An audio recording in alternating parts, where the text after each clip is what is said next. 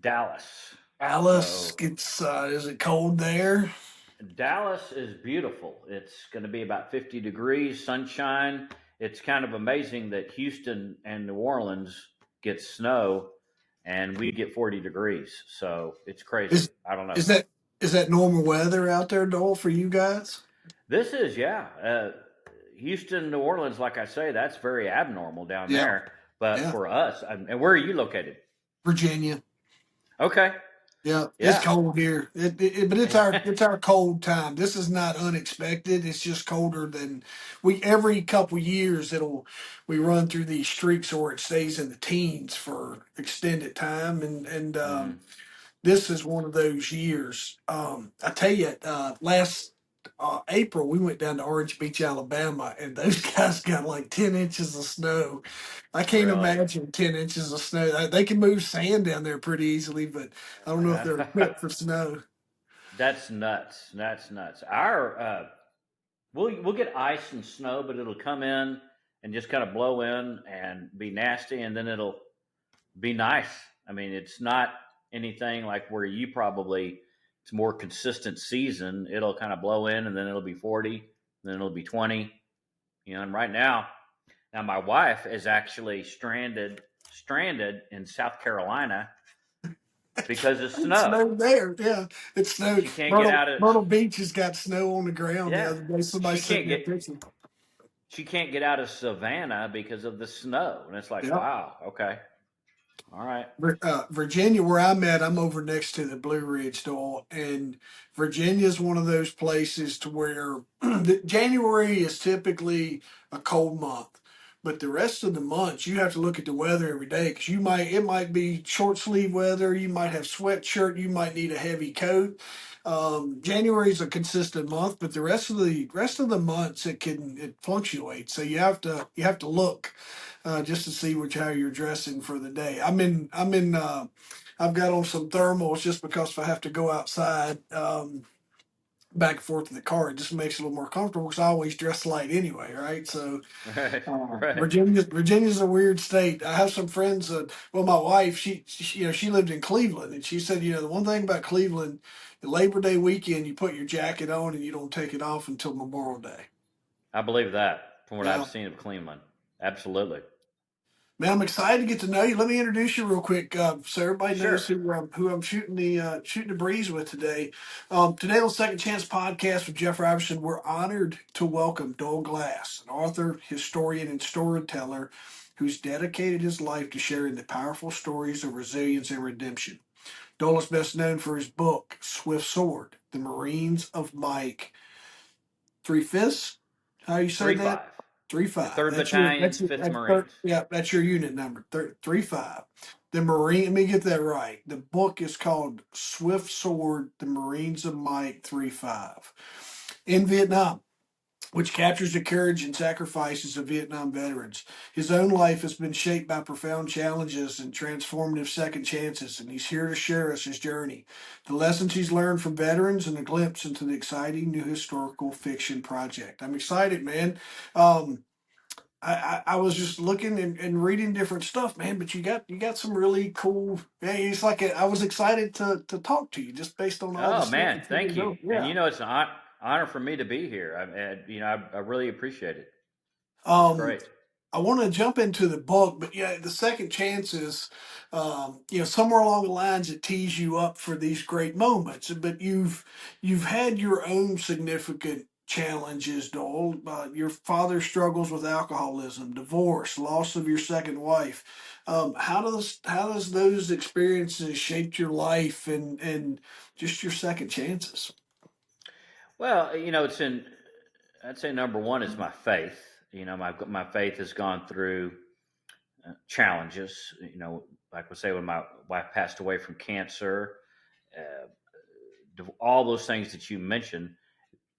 But my faith is much stronger now because of those things. That would be number one. Resilience in observing the Marines of Mike 3-5, for example, Yeah. going through some of those hard times, talking with them and learning from them I thought, if they could do what they did at age 18 and 19, well, I can handle what I've got to handle. And I need to not complain about it. I need to just take care of business because these guys went through a lot worse than I've gone through. Yeah. So those are just two quick things, like the spiritual element, the faith element. Uh, all of this has really kind of helped me be in a better place as a man. Yesterday was my 63rd birthday, so I feel like everything's gone well till now. I mean, not well, everybody, all the challenges that we talked about, but personally, I'm in a real good space. When you get to when you talk with those guys and when you just hit your birthday and you're still around to tell it, so there's something to be said for that, right? When you talk about faith and just your ability to be here, carry on this conversation with me, carry a little bit of what looks like health, right? I see you sitting down, but we have our health and we're breathing, we're upright, and those are some of those resilient messages that I preach all the time. Is if you're going to have ebbs and flows, and you're going to have good and bads, and all of those things. But ultimately, if you're still here, man, you're still here. You make a difference. You can move on. You can change your own directions. And yours took you to this book where I want to spend a lot of time with you. Swift Sword, the Marines of Mike 3-5 in Vietnam. Where's the interest for you come in to the Vietnam story? I don't. Did you serve there? No, I'm not a veteran. But I didn't yeah, I serve. thought your age was just. I thought age wise you were too young to have Close. been there. Yeah, Too yeah, young. Yeah, too young. Yeah. yeah, It. Well, I grew up on stories of World War II, the Greatest Generation, and yeah. growing up, I heard about Vietnam and watched it on the news. My older brother, 3 years older, my mom was always concerned that he's going to be drafted, because, but Yeah. the conflict ended in 75. I was, 13 or whatever. So I was young, but only 5 years younger than a lot of these guys that served at the end.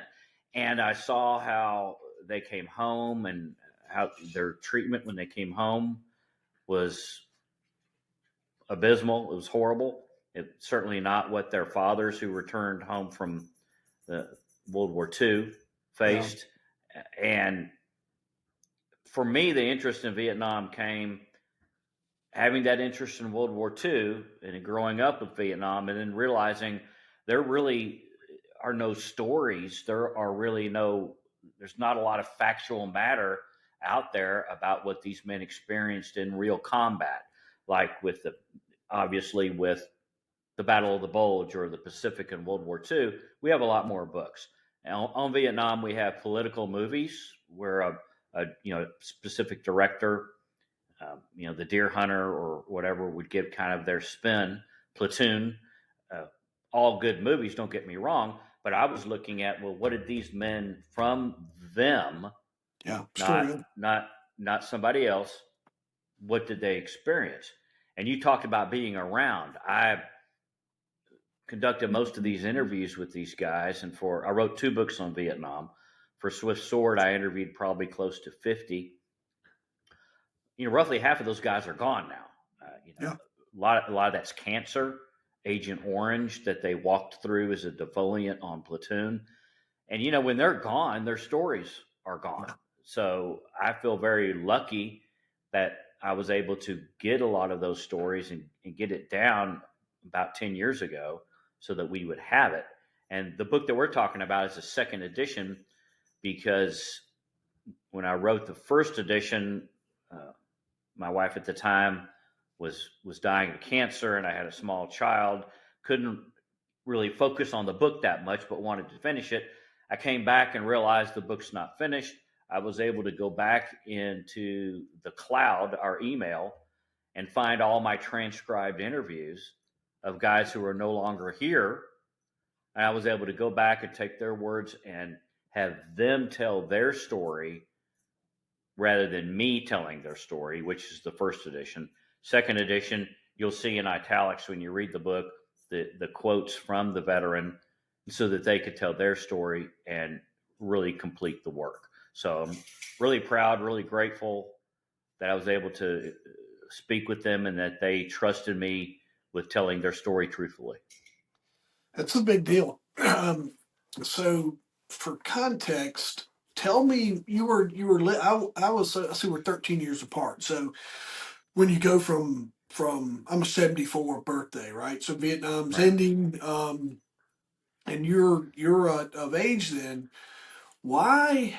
Um, I have lived through all the Middle East, right? A little bit of Cold War, um, um, but then 100% of all our Middle East conflicts. Right. So tell me, tell me why that our nation soured on the Vietnam troops so bad. Do you know, or do you know It, why that? sure, I can give you my opinion, what I've thought and read I'd and love to hear it. saw. I'd love to hear And it. I think there are lots of reasons. First off, in the fighting the Vietnam War, you're fighting with one hand behind your back because it's the Cold War. There's the threat of nuclear annihilation. You Yeah. didn't have that with World War II. World War II, you could fight a total war and not be afraid that an enemy that's in a corner is going to nuke you. So there was always that. We have to be contained in the conflict. But there were also a lot of mistakes that were made in strategy and tactics. For example, just one example, uh, Marines and soldiers would be told that they're going to take a hill, so they take a hill, and then they have to give it back. They have to get off the hill. World War II, we didn't see that, And I want to apologize. Dogs may start barking. I've got some men out here, but hopefully you won't hear it because I've got the AirPods on. Yeah, I got you. So you had a conflict that was extending out and going very long without a definite end game. You know, liberation of France, liberate it. That's an end game. There's no end game here. You're trying to maybe nation build, turn it back over to the South Vietnamese. It's not going well because the country doesn't really support what you're doing. Without making this too long, first rule of war is know your enemy. Know what makes them tick. Know what you can do and what you can't do and what they want, what you want. We didn't really know our enemy in Vietnam because from their point of view, they just want to be liberated from other forces coming in. So you have this long conflict with no end game, and you've got a media cycle that reports every day and shows movies, which you didn't have in World War II. Uh, Atrocities that happen in all war are being reported. And all of this is kind of a really bad snowball for our guys trying to fight this war with all of this, the deck stacked against them. So Yeah. all that combined in people at home getting frustrated, guys not wanting to be drafted. What are we doing there? And suddenly, somehow, some way, our guys became the bad guys in all of this. And you had a lot of other young people come out and throw tomatoes, call them baby killer, and just treat them really, really poorly. A lot of those folks that did that, the hippies back in those days, I think are very apologetic now about what they did to our guys coming home, because those guys coming home were just doing what their fathers did in World War II, which is go fight fascism. And these guys were fighting communism, which in reality is a form of fascism. Right. So they're just doing what their fathers did. And the heroes of World War II, ticker tape parade, movies, all of that, and celebrating them is important. It doesn't necessarily show what war is really about, but our Vietnam guys didn't get any of that. And so hopefully that answered your question. It did. It Kind of did.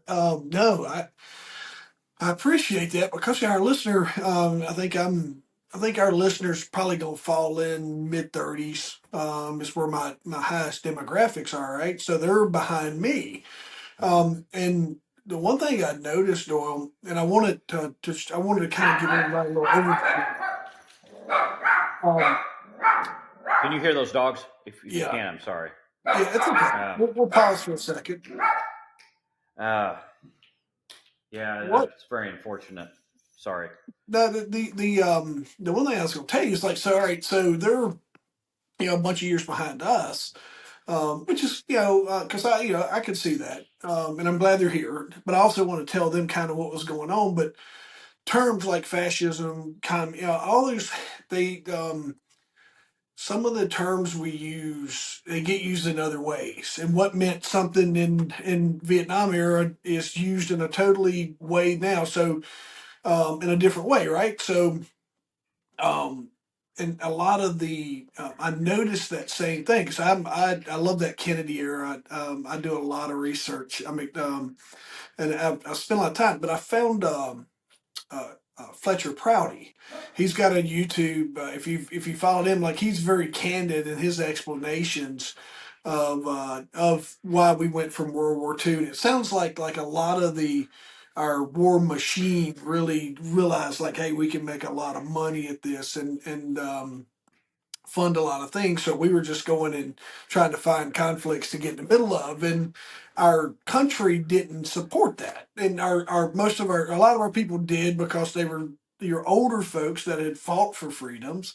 But then when you layer in, it's like, and I had that feeling like 2012 in my life of like, why are we still in Afghanistan? Why is this dragging on? Why are we why what is going on? Are we making a difference now? So I think it's just I just wanted to give everyone some background on how things change and how we warm up to certain things and how quick we can cool off and different things like it, just to give them some context on why our heroes and the people that live beside us and the patriots of the world, right? Of why we would kind of shun them coming back, of just because of that agenda and how these guys got overlooked um, in so many ways, man. But all right, so you step into this role, Doyle. What inspired you to write your book? Obviously, a little bit of background here with your brother and being in that age, but like, what inspired you to write it and go down that journey with the Marines? I was always been a history guy. Yeah. Grew up on the Alamo. Going to the Alamo as a little kid. Just mesmerized by that story. Being from Texas, that's huge. And so I was always a history guy, and then loved reading about World War II and the battles and those guys. And then when it came to Vietnam, there's a big empty gap. We want to forget that war. There's a chasm. And when I saw that, when you look at a book like Band of Brothers about a specific unit, there's very little about that in Vietnam. So it was really kind of a timing thing, meaning, all right, well, this is my time in life. I'm a history guy. If I want to do this is what I need to be doing because it's not being told. And as soon as I reached out to some of these veterans and heard some of these stories, I thought, this is the Alamo right here. I mean, the story of Swift and then Lions of Medina, my other book, both of those are, really our guys fighting against overwhelming numbers. That's the Alamo. That's the Battle of Thermopylae with the Spartans and the Persians. So the stories were immediately incredibly dramatic and engaging. And then the realization that nobody's written about this, nobody's going to. I'm going to have to go out and talk to these guys and get that story because it's not out there. We're talking 98% of the content for both of the books that I wrote is oral history, meaning sitting down like I'm doing with you on a telephone with a cassette recorder hooked up to it. Our technology in 10 years has changed a lot. And because that's the only way I'm going to get the content. And then when you add on the fact that a lot of those guys that I interviewed are gone now, it was almost very much a God thing of, this is your moment in time. You want to tell this story, you better go right now. Does that answer your question? Yeah. Hopefully. Were they? Yeah, absolutely, man. So for folks, so we can close the gap now. now I can record Doyle and I's. It's being our conversations recorded. I can dump this over into AI. It'll give me a full transcript. I can create a short story off mine and his episode in a matter of minutes. Doyle's probably lugging around this huge or a recorder about this big and a tape about this big with a microphone. And so technology's definitely changed in how we approach that. Were these is these folks native to Texas? Are they from your area? Was it easy for you to catch up with them, or did you have to travel to get the story? Well, that was That you shouldn't have noticed any kind of hiccups other than us saying that we're going to change spots there. All right, so our technology allowed you to capture the story. um, what can you give us like? Just a process of creating it and that creative process. Did you, I mean, we talked the Second Chance podcast, right? Do you feel like you was giving those guys all guys, any ladies there? sure. Well, I mean, survivors of those who Yeah. were, and then interesting you mentioned that one of the Larry Peters Medal of Honor recipient on Operation Swift, his sister was a nurse on a hospital ship. So, in the Vietnam story, the doctors and the nurses, and we've seen China Beach and those shows that were on a few years ago, but they deserve so much credit for saving lives of these guys. So yes, Yeah. definitely survivors. Mostly guys, most of the veterans. But And you talked about the creative process was something. It yeah. was it. I view it trying to put together a 3D puzzle, and you don't have the pieces, Yeah. and the pieces are in. You've got to go dig in sand for them, or like a needle in a haystack. You have to find the pieces. You have to realize which ones you're going to use and which ones that don't you're not going to use to fit the puzzle of what you're trying to build, and then you've got to put them in place.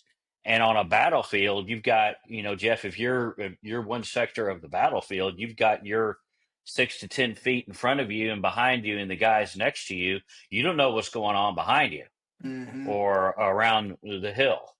So a lot of what we're talking about was simultaneous. So getting that time frame.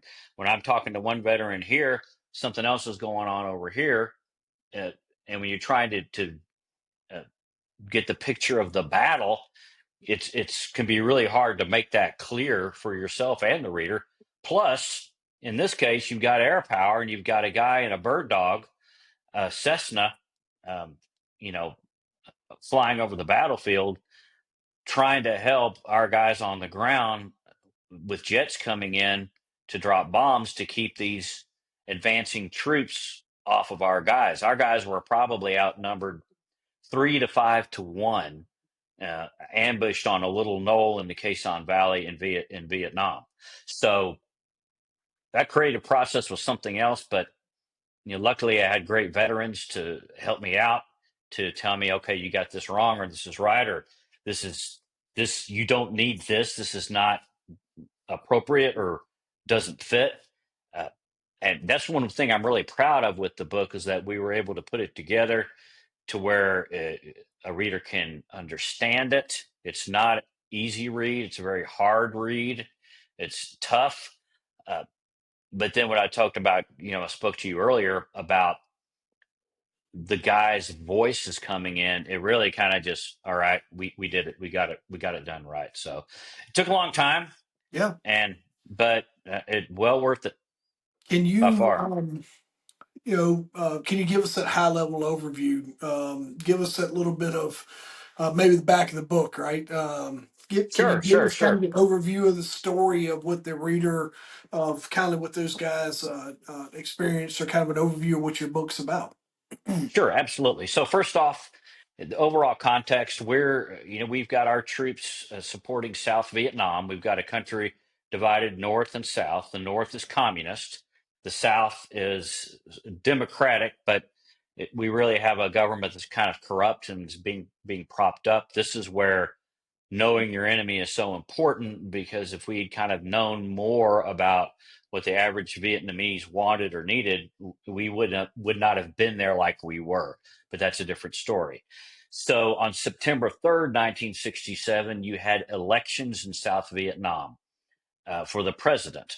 And Marines were put out in patrol in the Quai San Valley to help the villagers get to the polls unharassed by the Viet Cong, which are the local guerrilla fighters, which a lot of them were anyway, fighting for the North Vietnamese. And so we had Marine units out to help that process, but we never had enough Marine or Army soldiers to cover a huge expanse like the Quai San Valley was. So you had a company of 160 Marines. In this case, you had two, Brava and Delta 1-1. It's a different battalion than the one I write about. They're out helping the villagers. They camp out at night, and they are ambushed by the second NVA, veteran, very tough professional soldiers, basically are trying to annihilate them. And with the numbers that they had, several thousands against, maybe 300 troops with the two companies, they're in the process of doing that.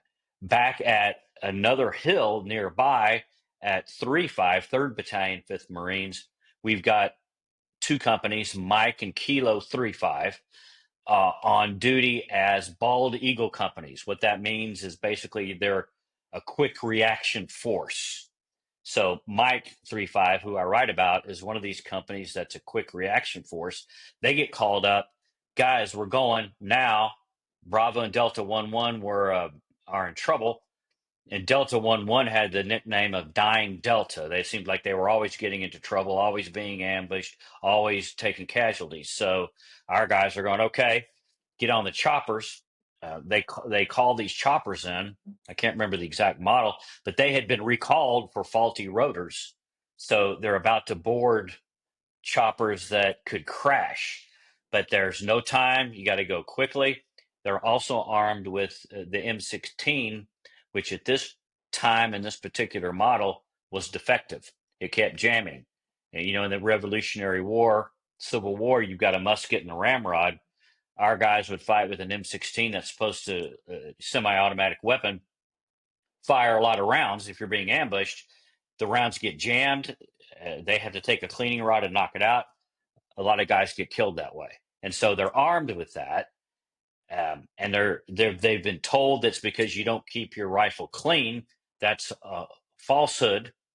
It was a manufacturing defect, but they're wrapping the muzzle of their M16 with plastic and over the top, and then sand's kicking up because of these choppers coming in, and sort of like, all right, here we go.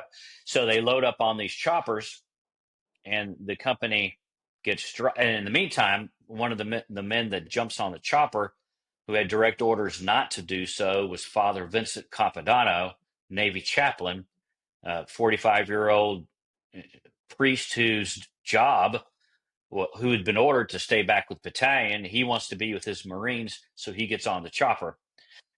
They go into the Quai San Valley. They land. Our commander, Lieutenant Murray, who's an amazing commander, earned the Navy Cross on this battle.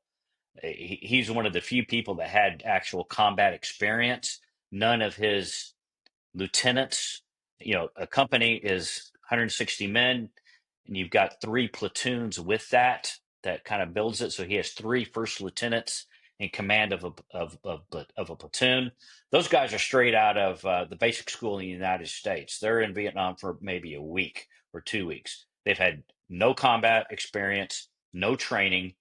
Lieutenant Murray, usually a company is commanded by a captain. He was still just a lieutenant, but he had combat experience and had signed up on his second tour. Thank God he did, because he's the only one who really knew what combat was really like in Vietnam. So they landed in the wrong spot. They were put down because the original landing zone was hot. It was a lot of fire coming at him. So they landed they landed in a spot that he doesn't know where he is. Then he gets a call from another battalion commander barking at him, "Where are you? Where the hell are you? Get up here now." Because that commander's with this other company. So he has to improvise. What do I do? He gets his mortar team to fire a white phosphorus round on a hill that was their objective, where they're supposed to go. White phosphorus, the white smoke, he could see where he needs to be going. He does that, sees where his objective is, where he has to go, and they head out. And so they're going out, and we're talking a sunny day, a little cover, not a cloud in the sky. They're moving forward toward Brava and Delta's position to reinforce them, to help them out. They reach this knoll, and they overlook a very large rice paddy, and there's nothing out there. In the middle of the day at this time of year, you're going to have villagers toiling the rice paddies with the water buffalo. I mean, they're going to be doing their work. So immediately, alarm bells goes up. Why is it so quiet? Why is it so eerily quiet? Where are the villagers? Where's the water buffalo? Where is everybody? Nobody's there. Immediately, what's happening? Yeah. They get on this knoll. They start to go down into the rice paddy. You've got one guy, a young 18, 19-year-old by the name of Jack Swan, little guy who volunteered to be the point man for the entire company. That's the most dangerous position in the entire company. You're going to get shot first. But he had eagle eyes, comes down. He sees in front of him a bush move. He yells back at the squad leader, just saw a bush move. What do you want me to do? If it moves again, shoot it. He was armed with a grenade launcher. The bush moved again. He shoots it. All hell breaks loose. There's a whole field of camouflaged NVA on a bright day where you think you could see forever. And they're so well camouflaged that you couldn't see them. And then immediately they're being attacked. Basically, if they had gone into that rice paddy, if Jack Swan had not seen them, they would have been in a low position, easily surrounded, and think Custer at the Battle of the Little Bighorn, they would have been wiped out. They were on a little bit of a hill. They were able to get some cover and get a perimeter, and the battle ensues. But they're in a desperate. So the rescue company, the quick reaction force, suddenly becomes the company in trouble. Yeah. And there we have basically kind of the Alamo battle I told you about. um, what's one of the most profound lessons about resilience that you took away from writing this at this moment? Personally, uh, well, from what I saw, and I've never seen combat. I mean, Yeah, I'm in my yeah, office, you know, yeah. to take a breath and figure out what's going on and try to keep your head in that moment to save lives. Because if you panic, if you let your fear, if you let your anger, whatever emotion take you over in whatever you're feeling at that moment, it's going to cost you or your loved ones. And in this case, all these guys. And that's where the leaders and those platoon leaders who had no combat experience raised up. Lieutenant Murray, commander, and then individually, I mentioned Sergeant Peters, who was a veteran at 20 as a squad leader, a sergeant. His leadership, they basically said, "All right, we've got a job to do, and we can't let these emotions and this desperation, and it could be anything, sadness, depression, anger, fear in this case." I mean, the number one reaction that I think everybody would feel would run away. I think of the old Monty Python movie, Run Away. Well, you can't do that. If you want to not only fulfill your mission, but ensure survival, if that's a possibility, you've got to get your clear head and start going through your training and what you know and rely on it to try to save the day here. Does that answer your question? Yeah, yeah, because listen, man, it's one thing, you're driving, car pulls out in front of you, right? It's another thing to basically walking into that field that you're being baited in. And they didn't shoot just once. That all hell broke loose, in my opinion. And being someone who's been, I was in law enforcement, so I've been shot at. and as unnerving as that can be, in that in our world setting, just knowing what those guys experience, those oh crap moments of all these checklist of things of breathe, focus, remember your mission, all the stuff that goes into your, because you'll hear in law enforcement, military, you revert back to your training, all those things, but all that has to come together in a perfect little piece. No, it can't. You can't like when it's breaking loose. You can't have a little bit of it trickling over here. Whatever. It's all got to mesh just like that, in order for the mission, if not, you're gonna die or you're gonna be You're gonna die. captured. Or, yeah,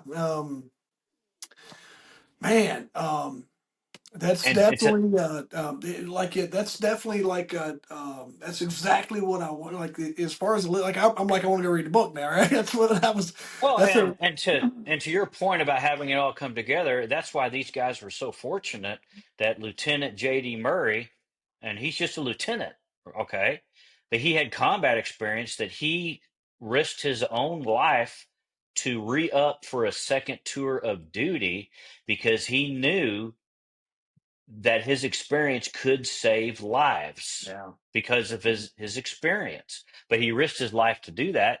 He gets put in command of the whole company.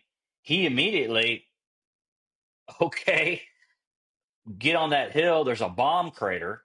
He and his command team, which has all the radios, jump in a bomb crater because it's the only cover you've got. There are a few other ones around. The company's trying to control all of this. His platoon commanders come on the radio. We're being overrun. We're being shot at. We're being what do we do? He said, knock it off. Knock it off. Report, platoon one. Report your position, platoon two. Platoon three. All right. This is what you're going to do. This is what you're going to do. Then he immediately gets on. We got to get air support. We've got to get jets in here because we're going to be overrun if we're not to drop bombs on these troops that are going to overrun our guys because we're outnumbered 5-1. There are thousands out here. We just have a few hundred. He's got to get on the air with him, with the bird dog, that Cessna coming above. We don't want to bomb our own guys. You can't Yeah. bomb our own guys. You got to know where we are. Then he has to call in. All right, at one point it's not working. I've got to call in CS gas, tear gas on our own troops because that's the only way to stop them from invading. So 2 different times he calls in tear gas on his men. They've got to put in on gas masks. Most of those gas masks, by the way, were defective. Yeah. They didn't work. So these guys are getting it. So he's trying to do all of that, plus keep all the men in order. At one point, his platoon commander is coming up the knoll. Lieutenant Ed Combs gets shot with a 50 caliber round in his chest. He's down. He survived, but there's no commander of first platoon at the front. We've got first platoon, second platoon, third platoon, wings around, wagon around, like the old, the Indians coming around, that kind of thing in those old movies. So he jumps out of that Wagon train. crater. Wagon train. Exactly. He jumps out of the crater to go down to first platoon to grab the sergeant, Sully. You're in charge. Well, what if Lieutenant Murray had gotten shot and killed? There's no leader anymore of the Yeah. whole company. What's going to happen then? He since later said maybe that wasn't my best decision, but he was able to make it back. So to your point, it has to all come together, but then you've got to have a leader with experience that can try to manage 160 plus men that are about to be overrun. It's amazing to me. Yeah. You asked again how was I lucky enough to come upon such an incredible story? It's amazing to me that it was never told. And there's in Vietnam and a lot of conflicts in the Middle East, like you spoken about. There's so many wonderful stories that we never hear about. And Yeah. for Vietnam, I was only able to talk about two in the two books, but there's so many other stories like that. So I hope this is kind of illustrates what those guys went through. But my hats off to these guys. Yeah. I mean, I probably would be down with my head in the dirt, just wishing they'd all go away. So I have to really admire them. Yeah, most definitely. It's one of those.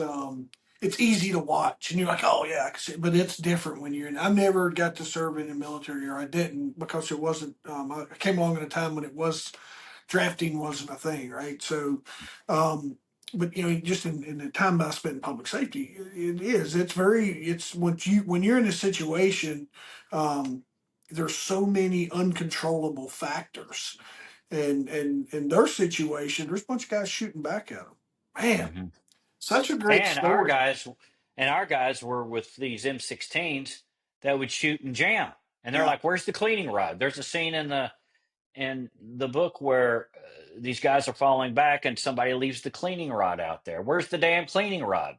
And they got to go run out to get it so that they can unjam their weapon and fire. So they're firing one, jam, two, while they're being overrun. So it once again, I can't speak of enough admiration I have for these guys to overcome so many obstacles, both from the enemy, but on their own side, and to prevail. And obviously, the men did prevail, or they wouldn't be in this particular battle, or they wouldn't be around to for me to interview to tell the story. So Are they still around now? Anybody still living? yeah, there are quite a few. Oh, cool. But I'd say about half of them are gone. Yeah, So I'm in regular contact with a lot of the guys, and they're always helping me update the book to make sure my facts are correct. yeah, So I'll be in the process of doing that. So, and it's been a real honor and privilege to know them and to call them friends. Um, yeah, that's been a real benefit in my life to just to have those relationships. yeah, man. It is. It's absolutely cool. It's such a great story. It's things that we would overlook otherwise, and I appreciate you putting finding that interest in helping because I grew up.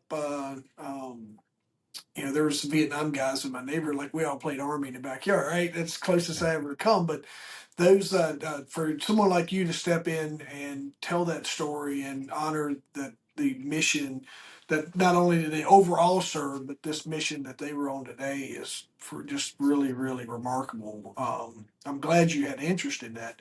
You also, as we wrap up here, you got a historical fiction book that you're working on. You want to share a little bit of details on that or where you're at with that process? And Yeah, that's um, been a great story too. Now that's a little bit different because it's historical fiction, meaning it's based on a real life person, but it's more written in a novel style of like you'd pick up any novel. So the person, real life person, was a Frenchman named Robert Benoit, who was equivalent to a Lewis Hamilton of his day, meaning he was a Grand Prix champion in the 1930s racing. That he was a Le Mans champion. He was a executive for Bugatti, automobiles Bugatti in Paris.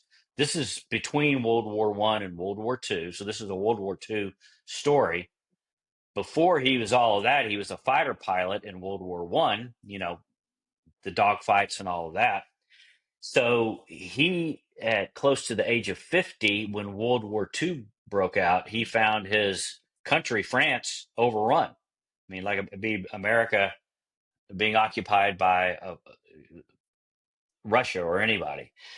And he could have comfortably sat back and as an executive and a celebrity, honestly, and I'm too old to fight that kind of thing. But he chose to fight in a very dangerous way as a member of the Special Operations Executive, which was the a British Fifth Wing Army, where they would drop you down into enemy territory. You would, meld with the populace and you blow stuff up. You'd see movies about French resistance blowing up railroads and that sort of thing. Well, this was one of those guys, except he's 50. His health is fine, but maybe not the best, and everybody knows him. So it'd be like, hey, Jeff Robertson, we know you. Everybody in the town knows you. All the Germans know you, who you are. Oh, I'm going to play secret agent and blow stuff up. stuff up. So it's not like you're hiding in the shadows here. So that's the story about him. told a different way. I did a ton of research in the British archives in France and all that to try to learn as much as I can about what this guy did. But his life was truly remarkable. But once again, the book is historical fiction or narrative nonfiction. So it's written more like a novel, where, of course, Swift's Sword and Lions of Medina, that's straight nonfiction coming from those Vietnam veterans. Does that make sense? Yeah, absolutely. When do you expect your next book to be out? End of this year Yeah, end of this year. is the plan. Fingers Um, crossed. what's your how do you want to wrap up here? Do you want folks to buy the book? You want them to reach out for you? Go to your website? What's the best way for what would you like for our listeners? How can they learn more about you or connect with you?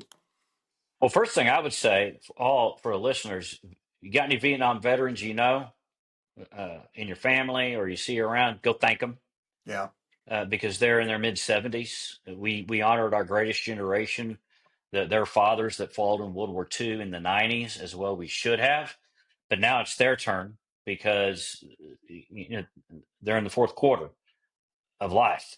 So, first thing, thank you to our Vietnam veterans and those who served and their families for, and then secondly, would be to thank all our veterans and our first responders like yourself for putting yourselves on the line so that I can sit back in my comfortable office.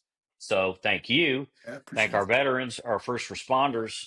And then if you want to know more about the book, go to my website, doyleglass.com, and learn more about me and my blog and about the book. And then, of course, on Amazon, uh, Swift Sword, you can find it there. Easily get it on ebook and paperback, and read the story and buy a copy for a friend. These stories are very important to our culture, to all of us as Americans. Like I say, I grew up on the stories of the Alamo, George Washington, the Delaware River, Battle of Gettysburg, all of these great stories. They're not being told anymore. No. And you say stories are not important. Well, no, they're vitally important because they're our national character, what we're all about, what those people who fought for us and died and bled so that we could have what we have. We need to thank them and be grateful for what we have and preserve it. And the only way we get that kind of perspective is to know what these guys do really in the scheme of things not that long ago. It's about 50 years, whatever it is. Yeah. That's really a blink of an eye in the life of our nation and as a people. So read it, spread it. Thank your Vietnam veterans. Thank these guys for trusting me to tell their story. That's all I want. That's a great way to end, my man. I Thank you, appreciate you. sir. I appreciate you bringing attention, keeping the attention going, and for all you do, man. I'm glad that you and I was able to connect today, and I hope that as you're approaching your release of your next book, you'll jump back in and you can give us some nuggets and give us a little bit of maybe a sneak peek of what's coming, and then we can help you get that out to the world as well. But I thank you, Don. Absolutely. Amazing Jeff, conversation. Thank you a lot. love talking to you. This is great. Appreciate you, brother.